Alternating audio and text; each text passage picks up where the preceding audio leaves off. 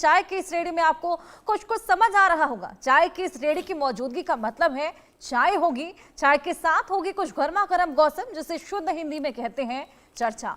और इस चर्चा के लिए हमारे साथ स्टूडियो में मौजूद हैं राकेश जी, और साथ ही हमारे साथ में मौजूद हैं हमारे सहयोगी आनंद जी, जो कि आज हमारे साथ इस चर्चा का हिस्सा बनेंगे। और ग्राउंड जीरो से भी हमारे साथ जुड़ेंगे तमाम सहयोगी, और चाय की प्याली के साथ हमारे सामने गर्मा गर्म मुद्दा है। बिहार के चुनावी घमासान पर चर्चा करेंगे, समझने की कोशिश करेंगे बिहार की सियासी हलचल को। लेकिन उससे पहले आपको एक रिपोर्ट दिखाते हैं।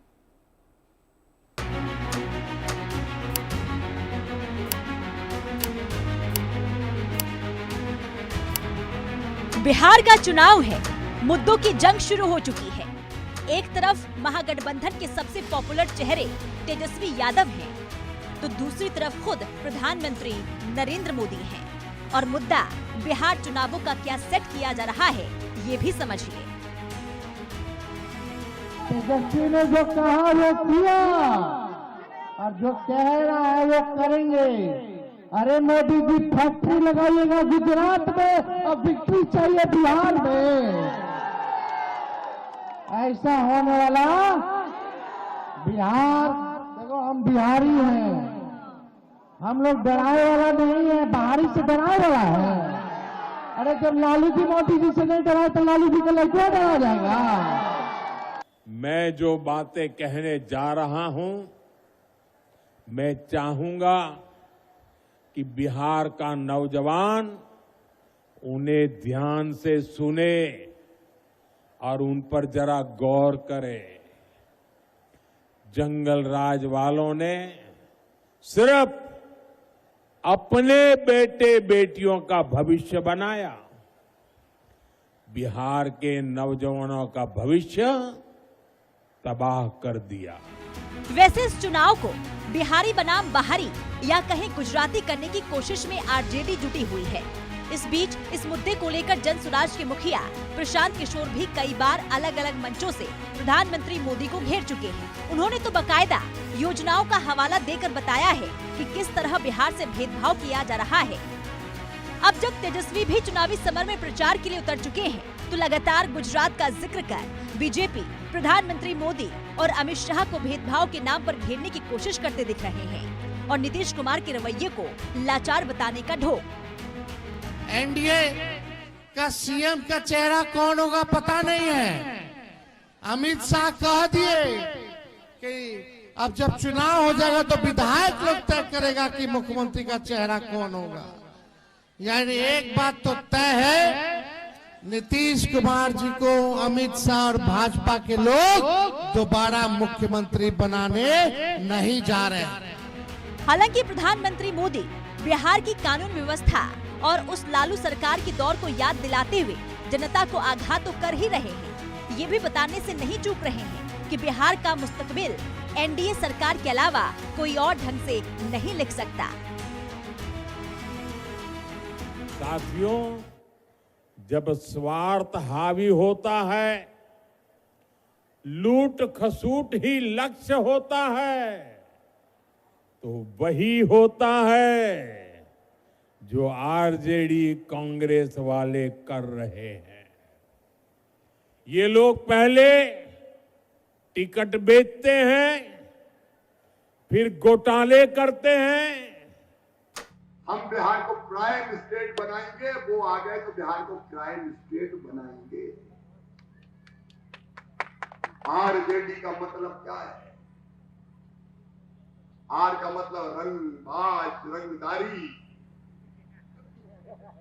आ गए तो दूसरों पे गुंडागर्दी करेंगे। अरे मैंने तो पढ़ा भैया अखबार में, संजय जी, बेटी की शादी हुई, सरकार आरजेडी की थी, शोरूम तोड़ तोड़ के कारें उठा के लेकर बारातियों की। ये रंगदारी बिहार में होती। बताओ ये रंगदारी बिहार में होने दोगे क्या? फिर से जोर से बताओ, होने दोगे क्या? तो आर का मतलब है रंगदार, रंगबाज, और जे मतलब जंगल राज। जिसकी लाठी उसकी भैंस, और डी का मतलब है डकैती। बहरहाल भले ही बिहार का चुनाव जाति और धर्म पर लड़े जाने की बात कही जाती रही हो, लेकिन इस बार इसे बिहारी बनाम गुजराती का क्लेवर भी दिया जा रहा है। क्या पता बिहारी अस्मिता के नाम पर बीजेपी की सियासी जमीन दरक जाए, लेकिन ये होगा या नहीं ये तो 14 नवंबर को ही पता चलेगा। Bureau report, India news.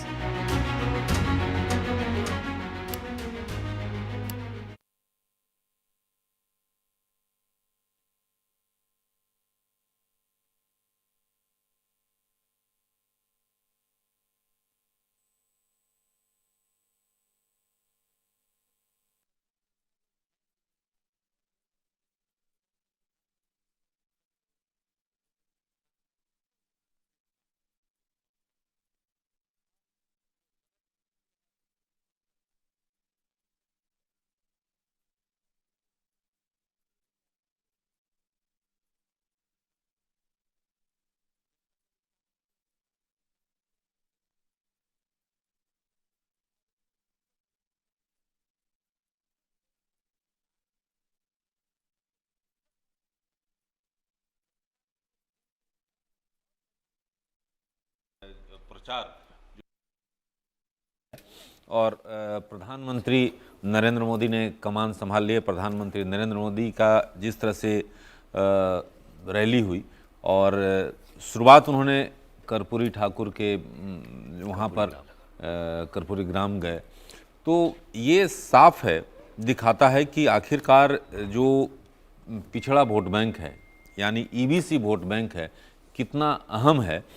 आनंद और जो जिस तरह से ताबड़तोड़ रैलियां लगातार आप देख रहे हैं बीजेपी की ओर से, प्रधानमंत्री खुद थे, केंद्रीय गृह मंत्री अमित शाह हैं, जेपी नड्डा हैं, केंद्रीय कृषि मंत्री हैं, तो ये लगातार जो रैलियों का जो लगातार देख रहे हैं, उधर जो है महागठबंधन में भी बिल्कुल राकेश जी, लेकिन चुनावी गपशप हम करें बिना चाय के नहीं करेंगे। चाय पर चर्चा है। परवीन भैया 3 चाय लगाओ गर्मा गर्म फटाफट। बस हो गई मैडम। इसी बीच हम लोग बात करें चुनाव प्रचार की। जिस तरीके से चुनाव प्रचार ने जोर पकड़ लिया है, तेजस्वी यादव महागठबंधन में तो अभी तो पेच ही फंसा हुआ था, सीएम के फेस के लिए उनको आगे किया है, अलग किस्म का कॉन्फिडेंस उसमें आ गया है। अब चुनाव प्रचार करते हुए नजर आए, संबोधन में लगातार घेर रहे थे पीएम मोदी को। पीएम मोदी भी कल चुनावी मैदान में, आज अमित शाह चाणक्य कहे जाते हैं चुनावी मैदान में उतरेंगे। क्या लगता है ये चुनाव प्रचार जो लगातार जारी है, कितना ये जो जोश देखने को मिला है, ऊपर से छठ महापर्व की शुरुआत हो चली है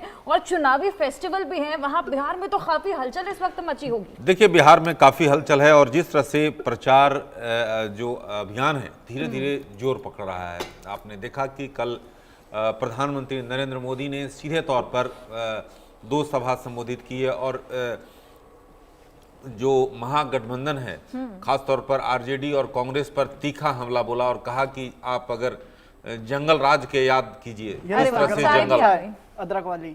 अरे परवीन चाय तो अच्छी आई है, चाय, हाँ देखिए चाय अदरक की खुशबू तो आ रही है परवीन भैया, आई बेट टेस्ट भी अच्छा ही होगा। नहीं अच्छा ही होगा मैडम। तो देखिए चाय आ गई है, लेकिन सबसे महत्वपूर्ण बात है ना कि प्रधानमंत्री ने सीधे तौर पर जो बिहार वासी को जो एक छूता है वो है जंगल राज। लालू प्रसाद यादव की राज को उन्होंने गिनाया, किस तरह कानून व्यवस्था उस समय स्थिति थी और क्या फिर वही प्रधानमंत्री जी बेशक आरजेडी के वो बताते हैं जंगल राज, उस दौर को याद दिलाते हैं लोगों को, मगर जिस तरीके से विपक्ष लगातार आरोप लगाता है कि कैसे पिछले 10 साल में बिहार में किस तरह से क्राइम का रेट ऊपर गया है।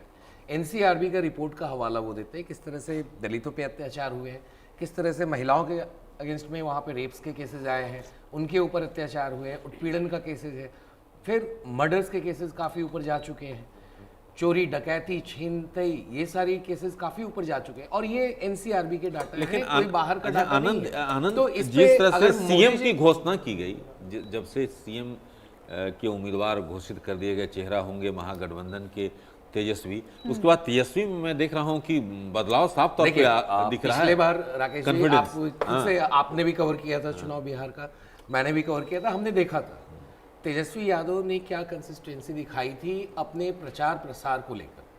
और वो कंसिस्टेंसी तेजस्वी यादव की इस बार भी दिखेगी, क्योंकि कल उन्होंने शुरुआत की अपनी इलेक्शन कैंपेन की।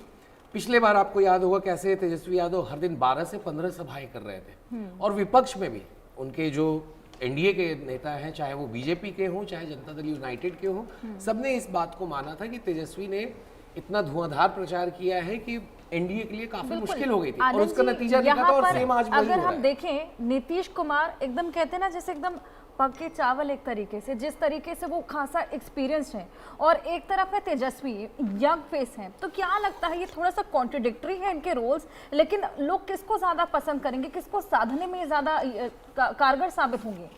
देखिए हर्षा, नीतीश कुमार के साथ जो एक एक्सपीरियंस फैक्टर आता है, 20 साल से बिहार को उन्होंने जिस तरह से गाइड किया है, खासतौर पे उनका पहला टेन्योर और दूसरा टेन्योर। पहले टेन्योर में उन्होंने जो वादा किया था कि लॉ एंड ऑर्डर को हम सुधारेंगे, और वो लॉ एंड ऑर्डर को सुधारने की वजह से ही उनको सुशासन बाबू का टैग मिला था।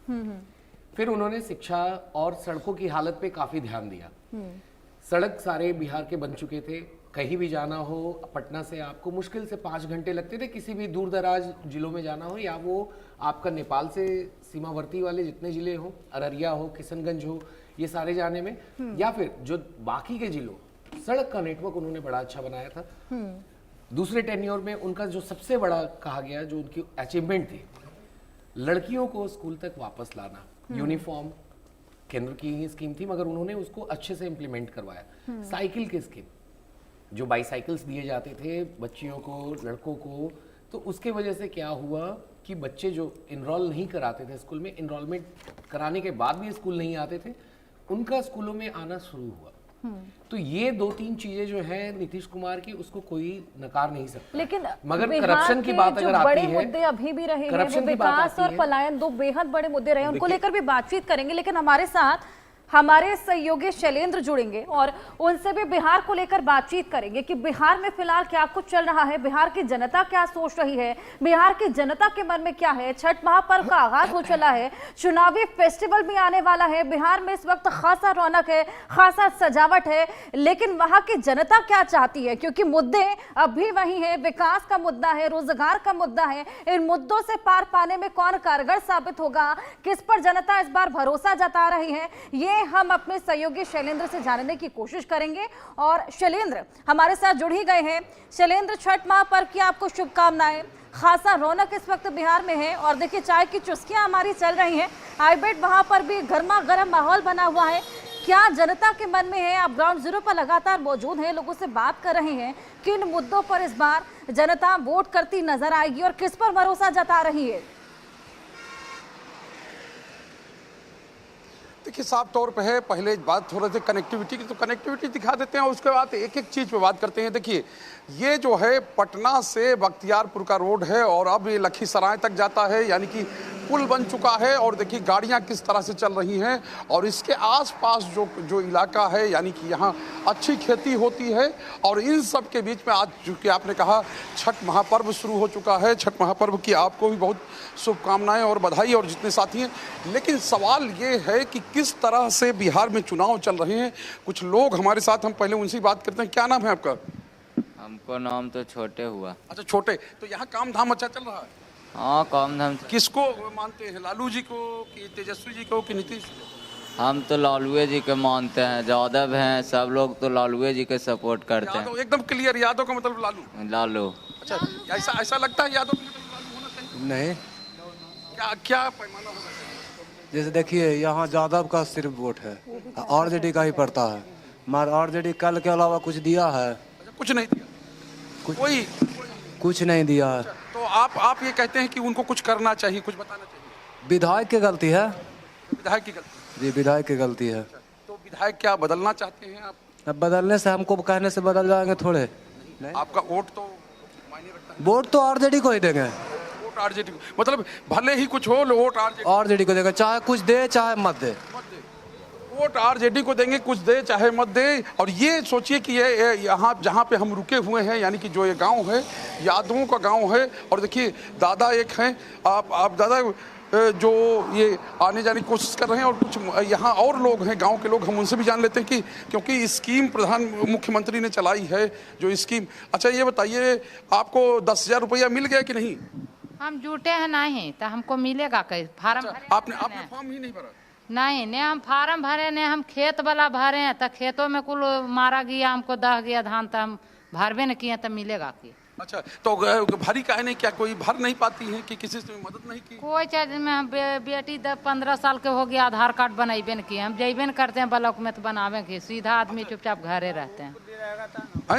वो करता है तो पैसा खोजता है। अच्छा, वहाँ पे घूस मांगता है? घूस मांगता है। घूस मांगने के अलावा कहता है कि जन्म प्रमाण पत्र दो, जन्म प्रमाण पत्र बनाने में 1,000 रुपया ले रहा है। अच्छा, उसका भी पैसा? उसका भी पैसा। तो घूस पे घूस, घूस पे घूस चल रहा है। तो घूस चलने का आवश्यकता में ब्लॉक में किसी भी चीज में जाइए तो वैसे ही आधार कार्ड का सुधार कराने के लिए, अंगूठा लगाने के लिए जाइए तो 500 रुपया मांगता है। क्या किया जाएगा?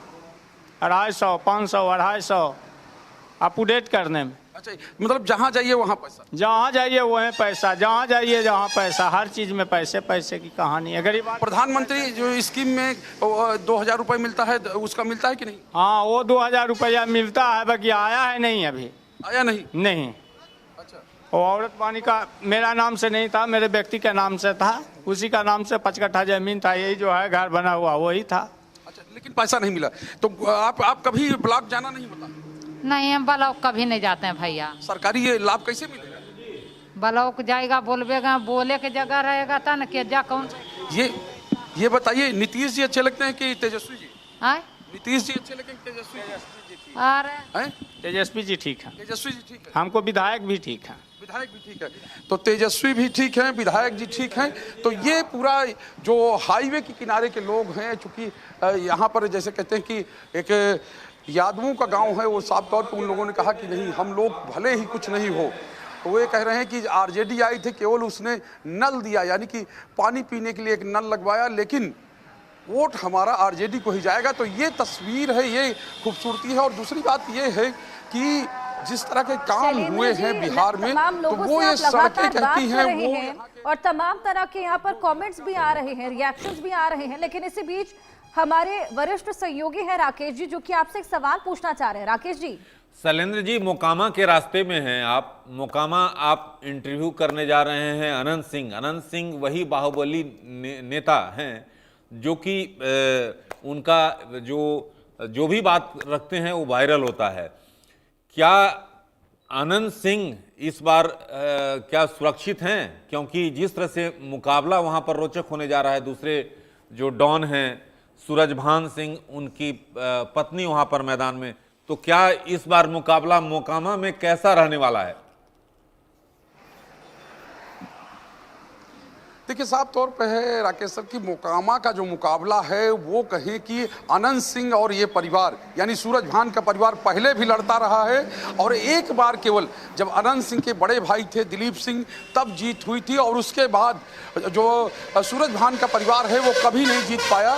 लेकिन इस बार मुकाबला फिर से दिलचस्प है, क्योंकि अब जो है सामने यानी कि एक महागठबंधन में है, या सूरजभान की पत्नी जो है सांसद रही हैं और सांसद रही हैं एनडीए से, और अब महागठबंधन में, महागठबंधन की ओर से चुनाव मैदान में है। और आनंद सिंह जैसे ही जेल से छूटे थे, जैसे ही वो बाहर आए और उन्होंने खुले तौर पे ऐलान कर दिया, हालांकि उसका विरोध भी हुआ था कि हम जेडीयू से लड़ेंगे, मुख्यमंत्री नीतीश कुमार की पार्टी से लड़ेंगे, और उसके बाद उन्होंने बिना नाम घोषित हुए ही लेके सिंबल और कहें कि चुनाव प्रचार अपना शुरू कर दिया, नामांकन कर दिया। और नामांकन करने वाले पहले कुछ लोगों में अनंत सिंह थे, और अनंत सिंह का एक अपना क्रेज है, एक अपनी शैली है, अपने हिसाब से वो बोलते हैं, और वो उनका जो हिसाब है वो बिल्कुल अलग है, क्योंकि उनकी बातें इसीलिए वायरल होती हैं क्योंकि वो जो बोलते हैं वो शायद बिहार की राजनीति में या बिहार में जैसे लालू जी का एक अपना अंदाज था, वैसे अनंत सिंह का इस समय एक अपना अंदाज है, और उसी अंदाज में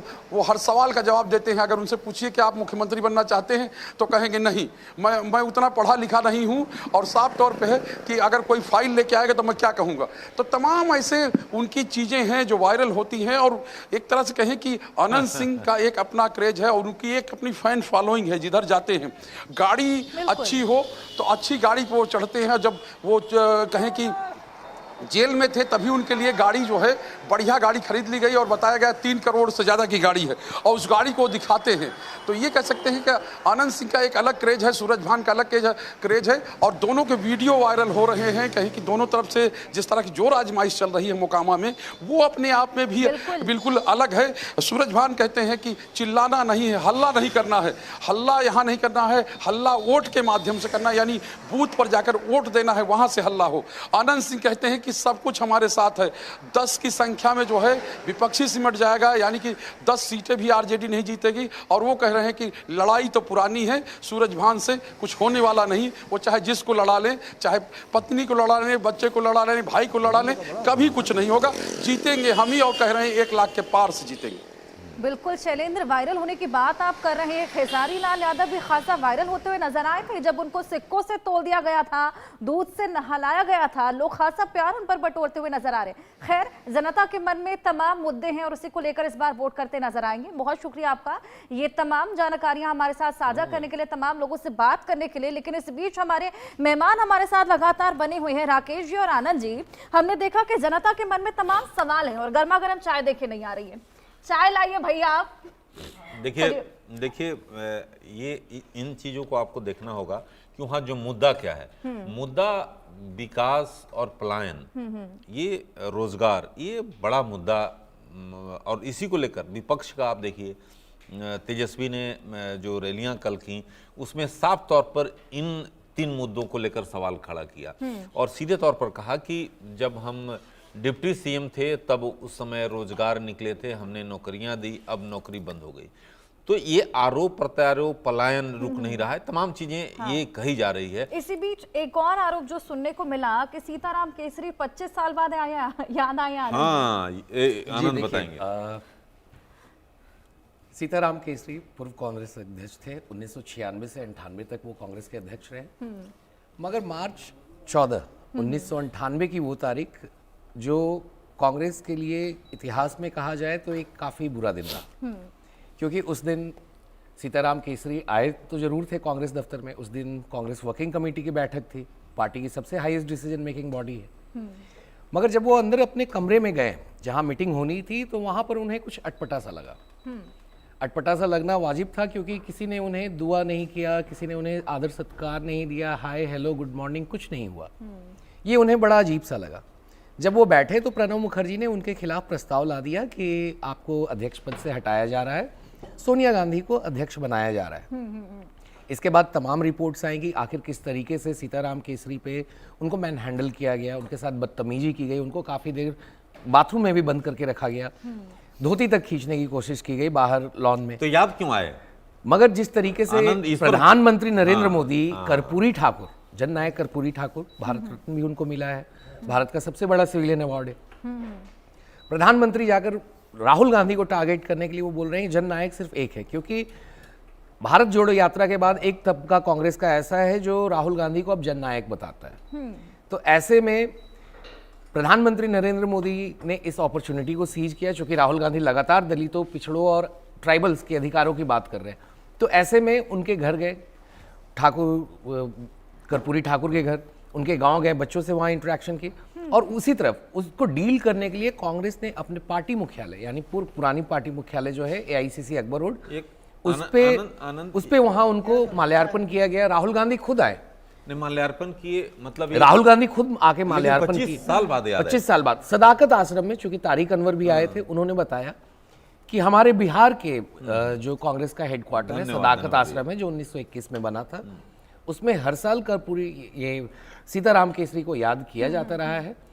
और हमने उनसे पूछा भी कि सर कहीं ये कंपल्सन तो नहीं है, क्योंकि एक तरफ प्रधानमंत्री नरेंद्र मोदी का पूरी ठाकुर को याद कर रहे हैं, आप सीताराम केसरी को याद कर रहे हैं। वोट बैंक कहीं ना कहीं, ये कहीं ना कहीं पिछड़ा वोट बैंक साधने की ही कोशिश है। तो साफ तौर पे यही है कि अच्छा आनंद, एक चीज जो कि हम लोग सोच रहे थे कुछ देर पहले, ये सवाल पूछ रही थी कि जो महागठबंधन के बीच जो खींचतान थी, क्या अब समाप्त हो गई है? जो क्योंकि 2 ही सीट पर तो अभी उम्मीदवार वापस हुए, आखिरकार 9 उम्मीदवार 9 सीटों पर तो आमने सामने हैं महागठबंधन के। देखिए राकेश जी, जिस तरीके से 13 तारीख से लेके इस 21 तारीख तक कोई कम्युनिकेशन नहीं हुआ था आरजेडी के लीडरशिप से कांग्रेस का। 16 तारीख को बेशक राहुल गांधी और मल्लिकार्जुन खड़गे ने बात की थी, जो सूत्रों ने हमें बताया था, लालू प्रसाद यादव से, और उसके बाद फिर 20 तारीख को केसी वेणुगोपाल की बात हुई थी, और केसी वेणुगोपाल की बात होने के बाद ही अशोक गहलोत वहां गए थे और फिर ये बातचीत शुरू हुई।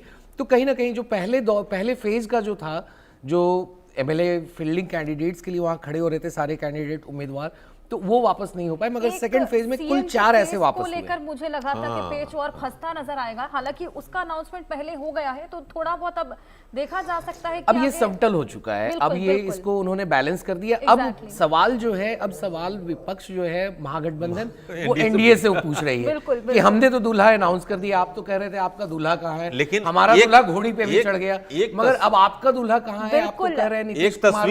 अब देखने वाली बात होगी कि एनडीए का दूल्हा कब तक अनाउंस होता है। फिलहाल आज के